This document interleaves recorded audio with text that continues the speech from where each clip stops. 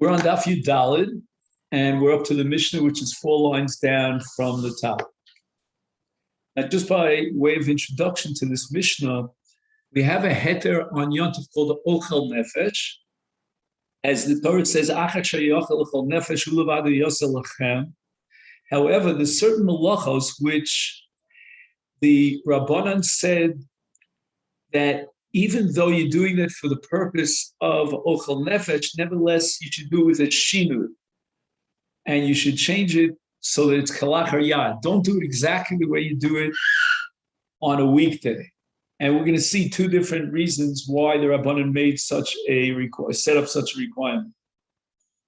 And our Mishnah is going to record a machlokas between Beit Shammai and Beis Hillel about 2 cases, which is tavlin and melach, spices and salt, which require meidech. Meidech means, hadocha means to crush them, which is a malach that's similar to disha, one of the 39 malachas.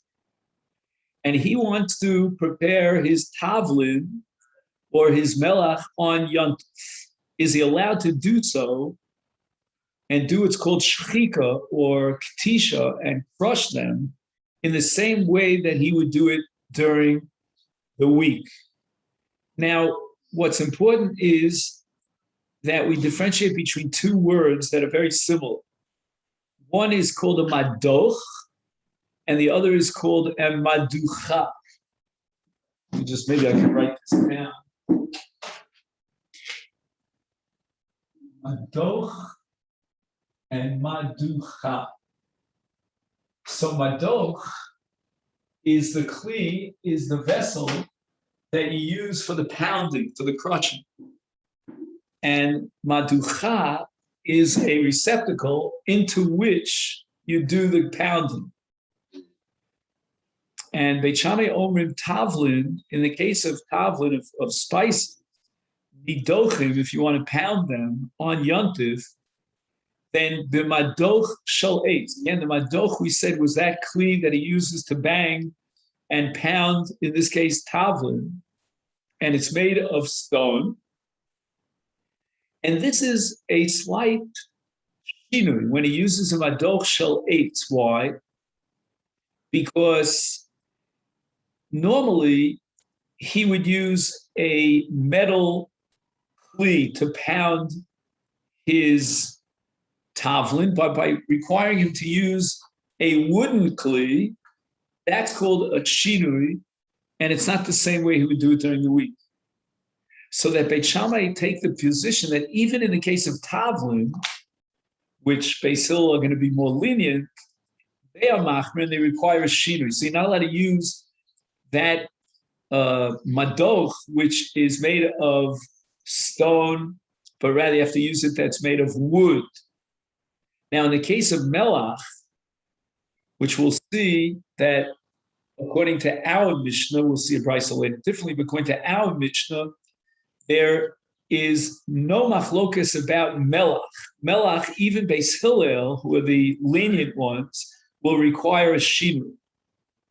However, in the case of melach, Beit Shammai require a radical shinu in the hadocha. And what is that? Is bepach. Now, when we talk about pach, we're now moving on from the madoch to the maducha. We're talking about the vessel into which he is crushing the receptacle into which he's crushing his salt. And he has to use a pach. A pach is a piece of pottery which is very small and will only allow him at one particular time, at one moment, to do a very limited volume of hadocha, of melach. So this is a pretty radical change from what he would do during the week. Or, alternatively, Beit Shammai says he can do a shinui in the madoch, which again is the kli that he uses to pound it, and he uses an eitz haparur. Eitz haparur is a very large spoon that's usually used to stir a pot, and that's radically different than the classic madocha shel even. And in both cases, he is doing, and again, he has two alternatives. He either can change the madoch and use an eitz porah, or he could change the madocha and use a pach. But in any case, he's doing a pretty radical change. So it's a shinui gamur, as we would say, or shinui gadol, in comparison to chol. Beis Hill omrim, I don't even require a shinui at all in the case of tavlin. And nidochim, you can do the adocha on Yontif Kid Darkon in the same way we do it b'chol, but b'madoch shel even, and use a madoch shel even, and also madocha shel even. But in the case of Melech, I agree to Beit Shammai that we require some level of shinui, but not a radical shinui, but rather a low-key, low-flame shinui, a shinui katan, which is a madoch shel eitz. He doesn't need an eitz porur, some sort of gigantic spoon that's usually used for hagasa to mix a kedera, but rather he uses a madoch shel eitz. Now, there is a machlokes with regard to tavlinin on Yontif, whereas Beit Shammai require a shinui in shchikas tavlinin, Beis Hill don't require it. And the Gemara now is going to analyze the difference between tavlinim and melach, because in the case of melach, even Beis Hill requires some level of a shinui to change and alter the way you do the hadacha from that which you do during the weekday. The kuli alma bias melach boy shinui. Even Beis Hill will agree that with regard to melach, we need some level of shinui. My timer. What is the difference between tavlin? According to Beis Hill, you don't require any change, and melach, you do require a change, even according to Beis Hill. Rav Huna, Rav Chizda, we have two answers to this question, and two approaches, and the Gemara is going to give an afkamina between the two. Adam, or according to one of these two Amoraim, we don't know if it's Rav Huna or Rav Chizda, all hakederos kulam tzrichos melach. Every single cooking needs salt. You don't cook without salt. So you're making this kind of soup or that kind of tavshil. And therefore, on Erev Yontif, he should have already prepared the salt. Why all of a sudden on Yontif does he remind himself, hey, I forgot to crush the salt? The salt came in those days in big clumps. Why didn't you think of it in advance on Erev Yontif? And anything that you could have done on Erev Yontif, we're not going to allow you to do on Yontif, unless you do it in a shinui, in an unusual way. But with regard to tavlinim, ein kol hakederos tzrichos tavlinim. So let's say maybe the balabasta did not have an exact, list of what she was going to cook on Yontif, and she didn't know whether she would cook something that requires spice or not. And therefore, you can't fault her or him, if he's the cook in the house, for preparing for needing to crush his tavlin on Yontif, when at the last minute on Yontif, he says, you know what, let's prepare this food instead of that food, and we'll need to crush tavlinim. So we can't say to him, well, you should have done this yesterday, because he didn't anticipate the necessity of having tavlinim prepared.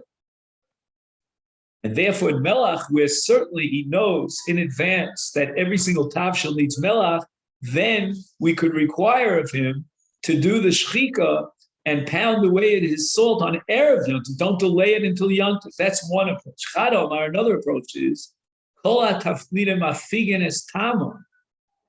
Right? For example, that we are very makil in salads, and we allow, making a salad on Shabbos or on Yontif. Why not say to him, well, you should have done it on Erev Shabbos? But the answer is afigen es tamon, which means that if you prepare them in advance, they lose their taste until you're ready for eating your Suda. So in the case of tavlinim, if we would ask him to crush the tavlinim on Erev Yontif, then by the time he's ready to sit down and eat his Suda on Yontif, the spices have sort of lost their sharpness, their taste.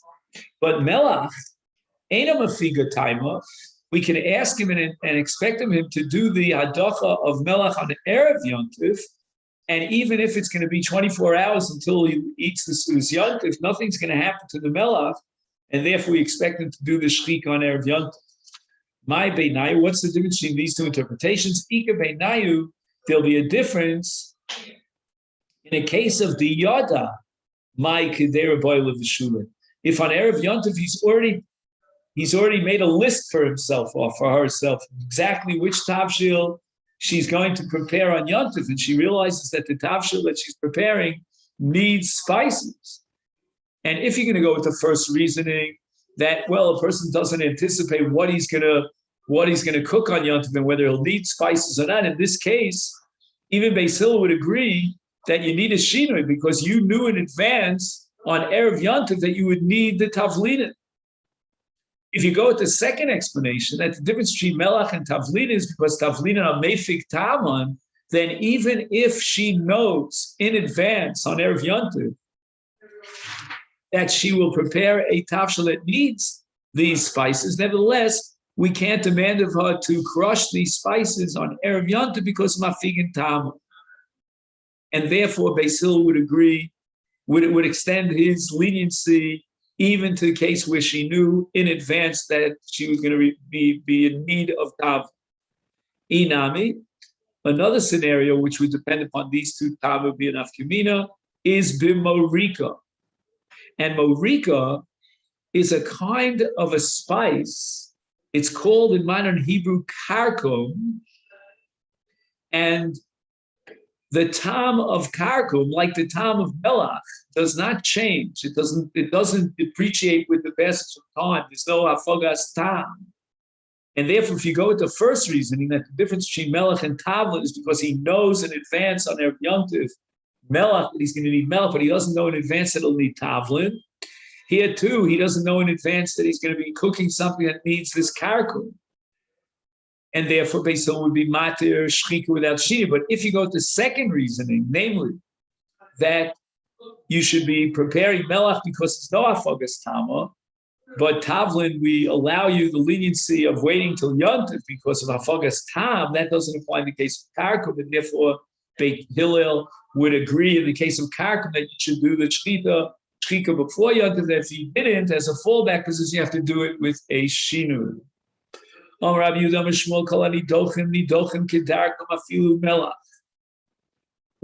the name of Shmuel, has a totally different record of Beis Hillel Beit Shammai. And according to his record, you can do hadacha on Yontif kedarkon without a shina. And that applies even to the case of melach, where we were more machmir, and even Beis Hillel in our Mishnah required a shinui in adachas melach. So the Gemara immediately raises the objection for our Amrit. Didn't we say and establish based on our Mishnah melach boy shinui that everybody agrees, even Beis Hillel, that in the case of melach we require a shinui? The answer is that Shmuel was standing on the shoulders of a different Tana who had a different transmission of Beis Hillel Beit Shammai, who he, meaning Shmuel, the Omer Ki Tana, he holds like the Tana of the Beitza that disagrees with our Mishnah. The Sanya Omer Rabbi Meir, Lo nechleku Beit Shammai Beis Hillel ala nidochim shenidochim kedarkum v'af melech imoyim. According to Rabbi Meir's transmission, there was never a debate about the issue of hadochas avlin or even hadochas melach, which both of which are permitted on Yontif without any shinui kedarko bachol. So what was the machlokas between Beis Hillel Beit Shammai according to Rabbi Meir's transmission? Lo nechleku ela leducha bifnei atzma.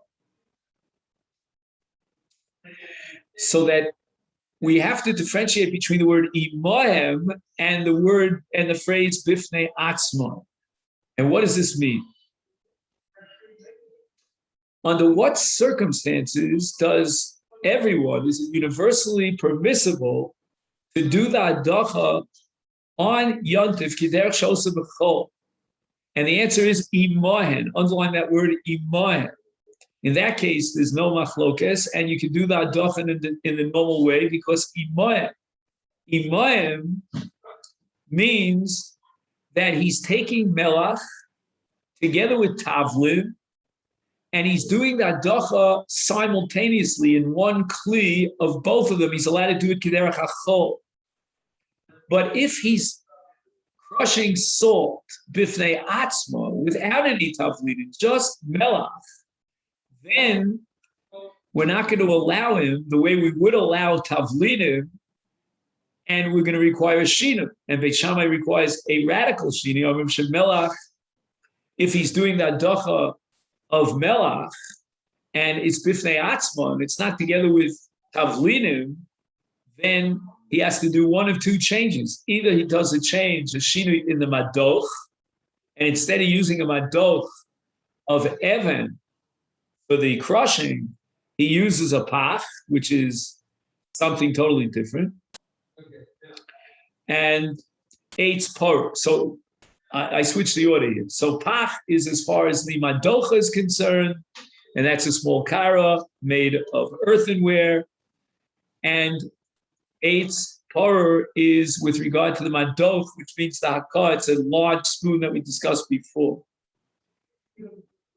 And as we said, Beis Hillel don't require such a radical shinoi. They just require using eitz, but not eitz por. Now there's a second machlokas between Beis Hillel and Beit Shammai. Beit Shammai, in the case of crushing salt on Yontif, it's not sufficient that you do it shinui. On top of that, you're only permitted to do a small, limited volume of salt at a time. Lit sleep. Now let's explain. Before we're allowed to eat meat after shechita, we have to remove the dam, and that's called malich. If the meat is going to be roasted, then we need a very limited volume of salt, just a little bit of salt on the top. But if, on the other hand, he's going to cook the meat, which is called a tavshel of a kedera, and he's not doing roasting, then he needs a serious volume of melech. It's called melech meruba. And Beit Shammai say that we're only going to allow you to pound salt on Yontif, the amount of salt, the volume of which you would need for melichas sleep. But will not allow you in one shot to do a hadacha on a large amount, volume of salt that you would need for kedera. Ubeis Hillel omrim bichol davar. You can do hadacha in any way you want, and certainly you don't have to limit the volume. So the Gemara picks up on this language b'chol davar, as if to say you can do that with any kli whatsoever. B'chol davar sal kedaitach. It's impossible to say b'chol davar because we have something called a kli shemalachto le'isur, a kli which is designated, like for example, something made of a stone itself. You're not allowed to move it from place to place. And in the case of a kli, a vessel that's designated for isur, then you're only allowed to move it l'tzorech guf. So therefore, you can't say b'chol davar. He's not allowed to take a stone and use it to crush his tavlin or his melach on Yontif. That would be a violation of isur muktzah, tiltul muktzah of a davar shemuktzah machmas gufa ola ema lichol davar. What Beis Hillel meant to say is that you can pound any amount of salt for any purpose. I have here in my Gemara, they were kind enough to print a kind of a table here that summarizes the sugya Beis Hillel, Beit Shammai, and Melech and Tav. We'll start with the Mishnah, and then we'll go over to the Beitza of Rabbi Meir. In the case of the Mishnah, the machlokas between Beis Hillel and Beit Shammai, first and foremost, revolves around Tavlin. Beis Hillel don't require any shinu in the case of Tavlin, whereas Beit Shammai requires shinu. Perhaps a lower echelon shinu, but it's shinu. In the case of Melach, even Beis Hillel require a small amount of a shinui, a low-key shinui, as we call low-flame shinui, whereas Beit Shammai require a high flame, a more radical shinui. According to the Beitza, on the other hand, The case of Tavlin, nobody, not even Beit Shammai, require a sheet. The machlokas between Beit Hillel and Beit Shammai is only as far as melach is concerned, and it's a twofold machlokas. Number one, Beit Shammai require, in the case of melach, a serious shinui, and they only drop that requirement if the melach is now being pounded together with tavlin at the same time. But otherwise, if you're pounding the melach b'fnei atzman, then you need a shinui gadol, those two options that we discussed. And secondly, Beis Shammai, even in the case of a shinui gadol, limit the volume of salt that you're allowed to do adach on. It's got to be litzli v'lo l'kedera. Whereas according to Beis Hillel, generally speaking, you don't need any shinui, and you can pound any amount, any volume of melech.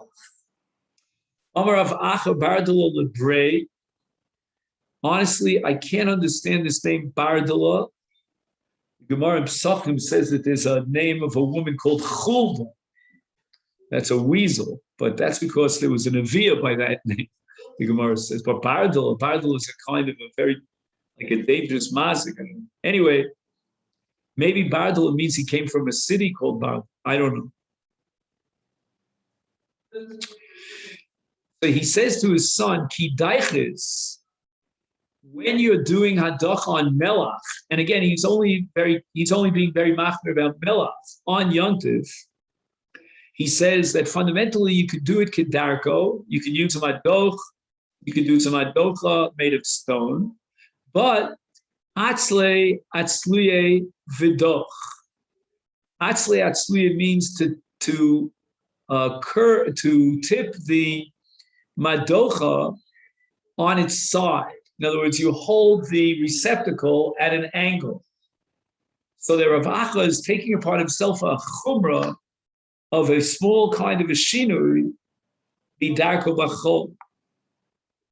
And it seems that Rav Sheshes in the next Gemara also accepted this chumrah, shama kol buchna.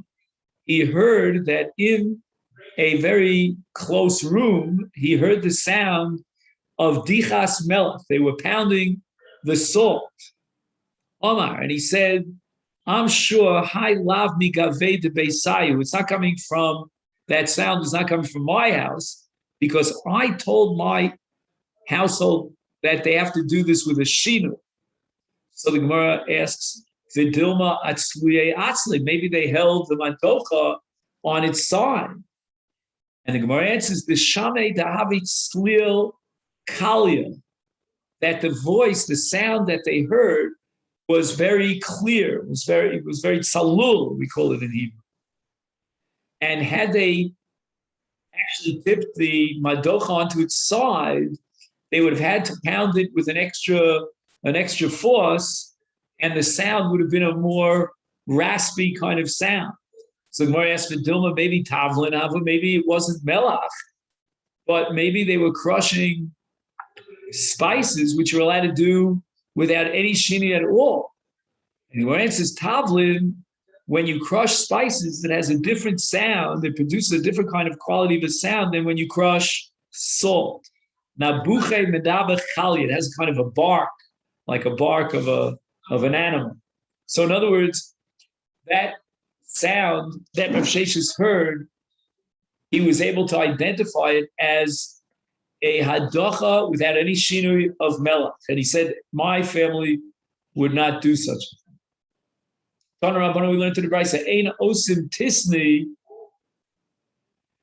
the ein kochim b'machteshes. On yontif, we're not allowed to take tisni. Tisni are grains of wheat that are very, very finely crushed to the point at which the entire kernel of the wheat is divided into 4 parts. And the reason why you're not allowed to do this on Yontif is because this is a whole pachka. It's a katisha that has a torach gadol. And ein kochim b'machteches, and we're not allowed to do a ktisha to crush grains on yontiv in a machteshes. So the Gemara immediately asks the following question. Tarte, there seem to be two dinim that contradict one the other in this Bryce. On the one hand, the Bryce says in the Reisha, Ein Osim Tisnit. It means that there's a problem of tircha gdola here. And the implication would be that since he's doing such a tircha that he crushes the chitim in four different segments, we don't allow him to do that tircha on yontiv. But let's say at a different ketisha, where he would have less tircha, that would be mutter. But in the second part of the Bryce, it says ein kochim chitim v'machteshes, which means it's an absolute prohibition. It would make any difference as to whether or not it was less tircha. And the Gemara answers, Hakikamer. Here's how you have to read the Bryce. Ma tam ein osim tisni. What is the reason why we prohibit tisni? And we were under the impression that it's because of tircha gedola, but the answer is no. Lefisha ein kochim machteshes. We don't do ketisha on yontiv, even if there's no Torah or a limited amount of Torah. And we're worried about meleches tochen, that this is too similar to meleches tochen to allow doing this process of ketisha on yontiv. And again, even though the tochen is for the sake of ochel nefesh, but nevertheless, the Rabbanan prohibited a malach of tochen on yontiv. So the Gemara asks, wait a minute, the Brisa could have been much more simple and straightforward. V'lema, why did the Brisa say ein kochim v'machteshes, period? Which would mean that even if there's no Torah Gadol, there's an absolute prohibition of ketisha because it's similar to tochen. And certainly we would derive the conclusion that if there's Torah Gadol, like the case of Tisni, for sure it's prohibited. And the Gemara answers, Itani, if it would have said in the Brisa, ein kochim v'machteshes, hava mina, I would have thought, what kind of machteshes is prohibited? Animili machteshes gidolo, avol b'machteshes ketana ema shapir dami.